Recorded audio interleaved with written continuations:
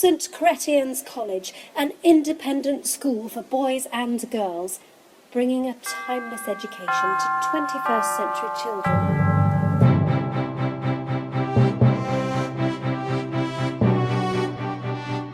From the head of modern languages, R. Pompomery. Dear Henry, congratulations on your appointment to St Cretien's, as I'm delighted to be welcoming you to the school, and I hope you'll be most comfortable and happy here. We were all impressed with what you brought to your interview. I'm certain you'll fit in well and Dear contribute. Headmaster, thank you very much indeed for your kind letter of the 18th. May I take the opportunity to say how much I appreciated my day out in St Cretien. Dates and times for the start of Michaelmas Term 2001. Monday, September the 10th, 9:30 a.m. Staff meeting in Common Room. 11 o'clock, Common Room meeting. 11:30, coffee break. 12 o'clock, meeting.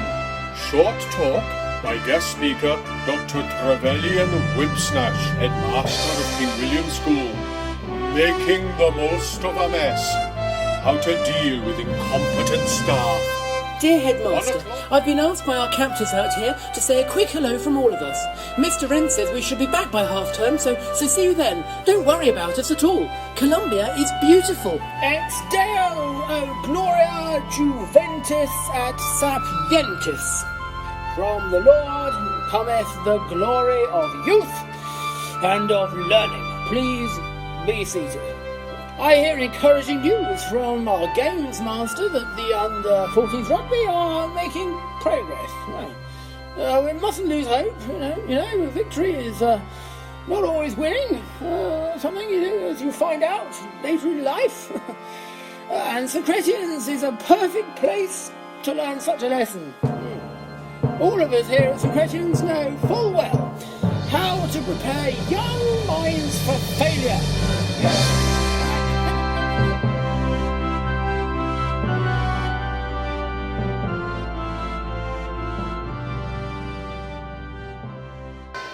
Common Room notice board in response to the sermon preached yesterday by the so-called chaplain, and as a proactive member of a country still calling itself a democracy, I am setting up a peace cave right in the science block lobby. All pupils and staff are welcome to drop in whenever they like it, where I hope they will find a contemplative space more suited to some than the coldness of a chapel, quite frankly built on the back of colonial crimes against humanity.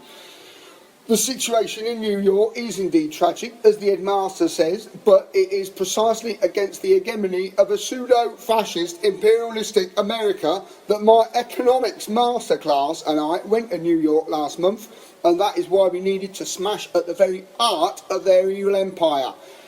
So, drop by if you like, pupils and staff, all welcome. We'll be organising face painting and baking cakes this evening to start off our protests. All best, David Fang. Dear David, as Cedric Gunter's housemaster, I know you'll be as worried as I am regarding his recent project in art. As a whole year group, the fifth form are beginning the second stage of their coursework, and Cedric has approached this with plenty of gusto, as you can well imagine. I gave them the title Earth and Earthiness, in the hope that them producing still lifes of flowers, etc. However, Cedric has spent a good 3 or 4 lessons now smearing canvases with what can only be described as excrement. Not all of it non-human, I might add. The other pupils are both appalled and fascinated as he arrives each lesson with various carrier bags full of different types of feces. The effects of contrasting colours are admittedly quite striking, but I am very worried indeed about where he is acquiring all this filth, and how he is handling it. In the workshop he makes quite a mess, and eschews traditional brushes and knives. Not only is Barry, from Health and Safety, going to rightly kick up a stink when he discovers this, but it really is beginning to reek down here, and I really cannot take prospective parents around without feeling embarrassed. Please, could you have a word with him about this? See if he could do something on fields and crops and hibernating animals. Thanks, Petra.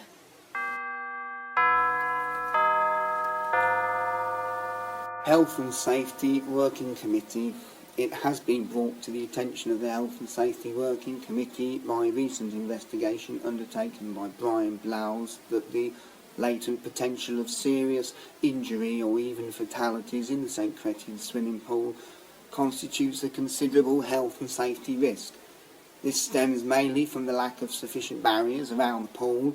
What does exist is insufficient and not even fireproof. Many members of the public erroneously consider a swimming pool to be relatively free of fire risk, but they should be disabused of this. The swimming pools in fact constitute one of the most hazardous fire risks of all. However, the most pressing issue of all is the risk of drowning. We have decided not to close the facility for the foreseeable future so that school life can go on as normal. However, we have also decided to add sufficient salt to the water so that there should be noticeable buoyancy from now on. We, Brian and myself, have added 75 tonnes of salt and increased the temperature somewhat to assist in the process of dissolution.